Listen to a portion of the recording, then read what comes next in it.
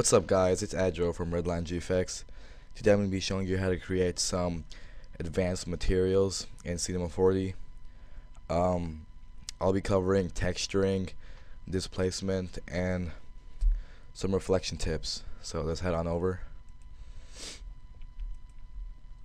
Well, first you want to have the object that you're adding the materials to.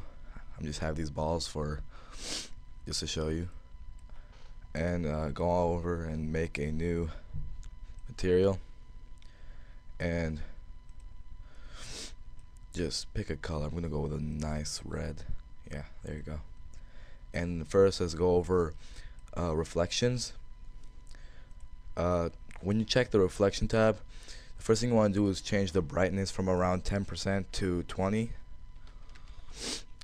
And under the texture, you're gonna go over to this arrow, click on it, and go down to Fresnel. Now you want to experiment with this a little bit, find what suits you well. Yeah, I'm gonna go with 50, and up the blurriness just a bit to make it a little more realistic. Now when we add it to our material, add some light.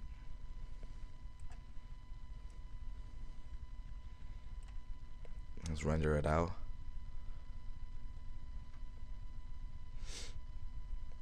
And you can see how the object has a bit more reflection, and it's more in depth. Looks way more realistic, how you can say. So yeah, and now for texturing, just go ahead and uncheck reflection. But lately I've been getting a lot of messages telling me how do I texture my intros or my text or whatever. Once you choose your color, I'm just going to choose black or dark gray. Dark colors are the best for textures, or light ones. And on the color tab, you want to go over to texture and hit the arrow. You're going to go to load image, or you can just click these three dots over here and just go ahead and import a texture. You can get these from just googling textures or grunge texture or whatever kind you want. And I'm just gonna use this one. Hit no, and what it does, it creates a texture. So whatever material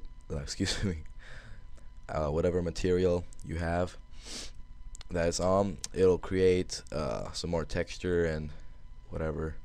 I'm pretty sure you know what it does. And again, here you want to experiment with the mix strength. So if you're going for a more darker color or want to mix in with the color that you chose, you would want to lower it down. But I'm just gonna, for the sake of this tutorial, I'm just gonna put it up to 100 and uncheck specular for now. And when you're using textures with materials, you want to play with the light a lot, because the light is what affects them the most compared to everything else. And when we render, you can see how the objects have a nice texture applied. And something else you can do is, when you're over here in the objects tab, go ahead and click the material, and that'll open up the material tag. And you can just play with the projection, spherical, cylindrical. By default, it'll put UVW mapping. That does, it stretches the image over the whole object. And say I'm using spheres like I am now, you can put on spherical and it'll do it a better more. Select all of these. Anyways, and put on spherical. You can see how it affects it. Cubic, flat, for flat objects. And you can mess with the offset X and the length X, and it'll just stretch it to whatever point you want.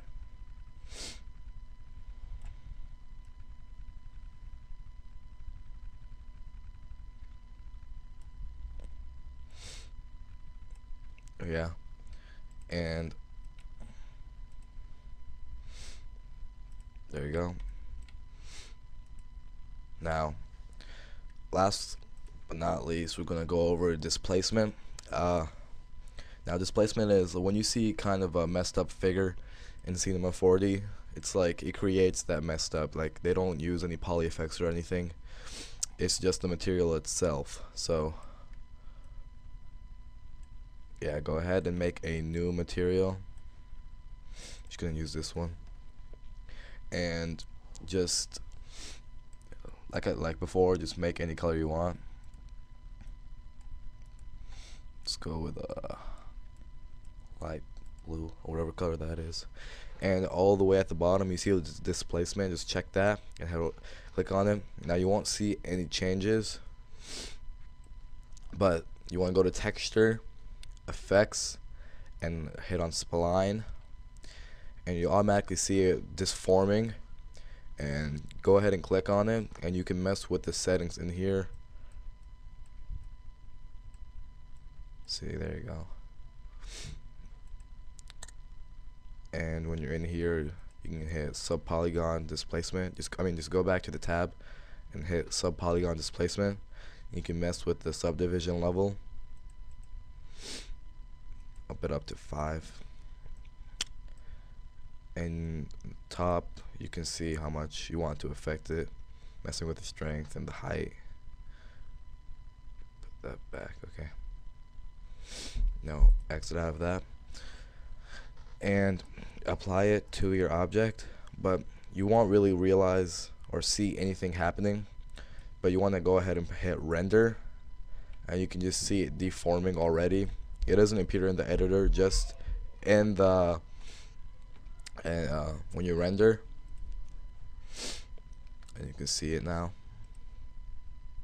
There you go. Well, that's all for today, guys. If you want any tutorial, just don't hesitate to leave a comment. This has been AdroGFX. I'll see you later.